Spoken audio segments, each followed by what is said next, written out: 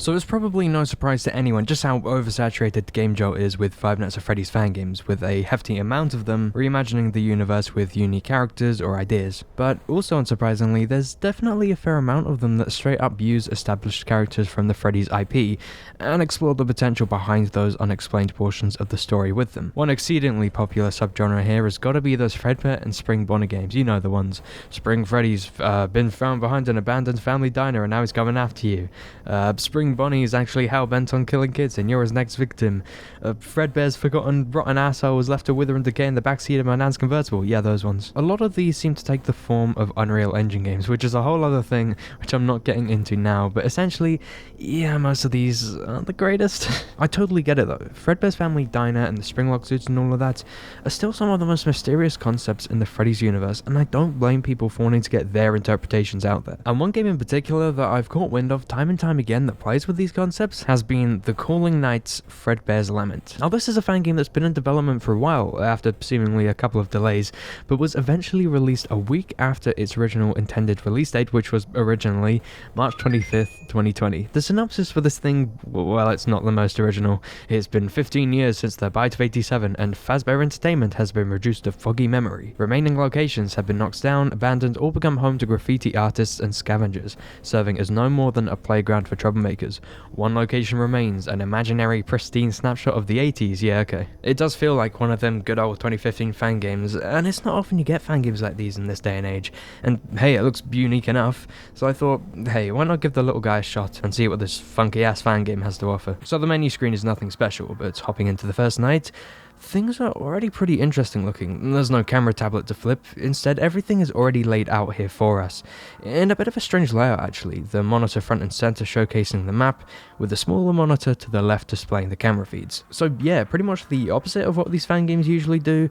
The map's like reduced to the bottom corner of the camera screen or something, not the focal element of the office. Dude, you can hardly make out the details here. I think I understand why it was done. It forces you to look to the left of the office, as to your right is a breaker switch, which is used to deal with the animatronics roaming around the establishment, and it means it'll take you a tad longer to reach it, which you'll need to do in urgent situations. I guess for the sake of having it take a bit longer to get your bearings. The gameplay here is pretty straightforward. You're dealing with Fredbear and Spring Bonnie over on Cam 5, who both act pretty differently. You'll have to worry about Spring Bonnie first, as he's the only active animatronic on night 1, and goes on to become the more aggressive of the two in later nights. And the way he works is a little interesting. It's like a modified version of the way Springtrap works in Five Nights at Freddy's 3, where you'll be using audio lures to drag him away from you. However, there is now a penalty for not deactivating the lure in time.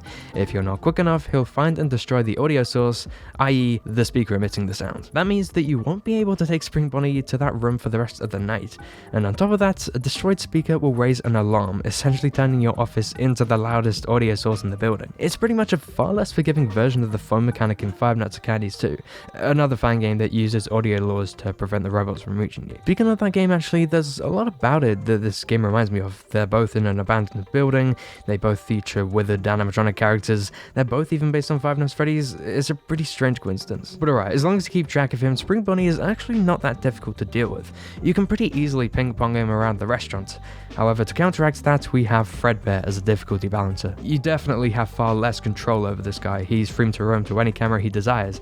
That being said, you'll have the chance to stop him in his tracks when he's poised outside your office. It's a bit of an unconventional mechanic, you could put it. There's a sign on Cam 1 that has two sides, a stop sign side and a drawing of a kid. Usually you'll only see the stop sign, and as long as it is showing when Fredbear's on Cam 1 looking directly at it, you'll be all good. However, if the kid's showing, he'll run into your office. I'm guessing he mistakes you for the kid or something.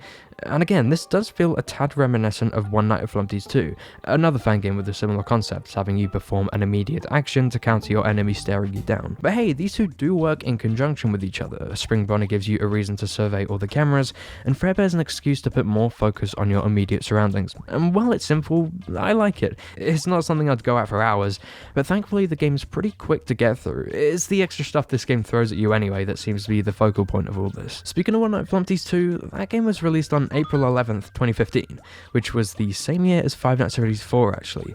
And that's something I've been thinking about a lot, because Five Nights at Freddy's 4, well, that's the fourth entry in the Five Nights at Freddy's franchise, and One Night at Flumpty's 2 is only the second. However, One Night at Flumpty's 1 came out not long before, and that kind of gets me thinking. The first Five Nights at Freddy's game was released in August of 2014, right? So that's over a year later when Five Nights at Freddy's 4 releases.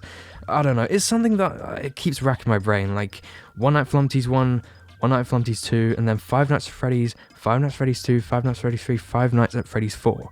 That's 4 Five Nights at Freddy's games. Isn't that crazy? Now, while that really is the extent of the gameplay here, there's still a few things about this fan game that do seem a tad odd to me. Like, for example, the phone calls here seem to be a tad vulgar. The phone guy seems to be somebody else who's been trapped down here before you, describing how they've managed to deal with the animatronics themselves, but most of these phone calls are just like insults and stuff. It's super weird, and god, they are super inconsistent too. Night 5's phone call lasts nearly the entire night, and a couple of the others are incredibly short. But you know, I can justify that, I think. It's not some guy reading off a script. This is somebody who's been down here for a long while. The least of their worries would be keeping the length of their phone calls consistent, right? So anyway, yeah, that's how nights 1 to 4 play out. But I do have to mention, the visual presentation here is not the most appealing. It's pretty bland for how hyped I've seen people get over this thing. I mean, it genuinely looks like this game is thrown together in like 3 weeks, not 3 years? Ah, jeez, come on, dude. Well, alright, maybe I'm being a tad harsh. After all, it is meant to be abandoned, so maybe it's just an aesthetic choice. The materials are all super high quality, and the way the animatronics blend with the environment are eerily realistic. It's a lot of polish over intentional design elements that really tie the visuals together in this regard. And hey, the idea of being trapped in an abandoned location with these decrepit animatronics is an idea that I've never seen before. It is genuinely one of the more original concepts I've seen in the sea of countless FNAF clones, and I really do appreciate that. I mean, it's not often that you'll see a Fredbear's family die in a fan game that plays out like this. Okay, usually I wouldn't bother doing this, but as this is still a relatively new fan game, spoiler warning for Night 5 I guess, this fan game gets wild. So yeah, that point really shines too on Night 5, and holy crap dude, you can see why. All the cameras have been replaced with these super colourful acid trip-esque renders, and that's obviously a side effect of being trapped in a place like this for, what, 4 nights already?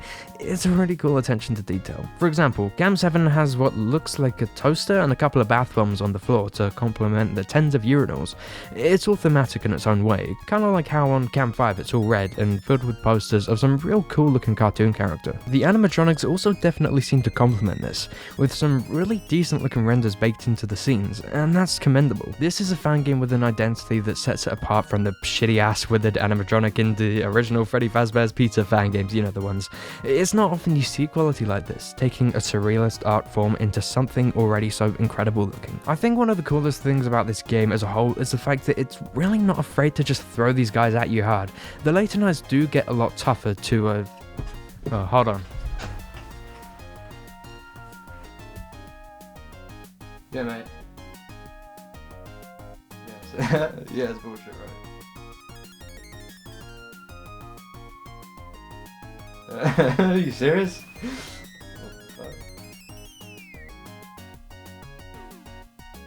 Yeah, alright, dickhead. yeah, alright, dickhead. Yeah. Yeah? Oh, for real? Yeah, because I was doing it the other day and... Yeah. Alright, yeah, sorry. Yeah, you good? Alright. Yeah, I'll talk to you later then. Yeah, alright, see you.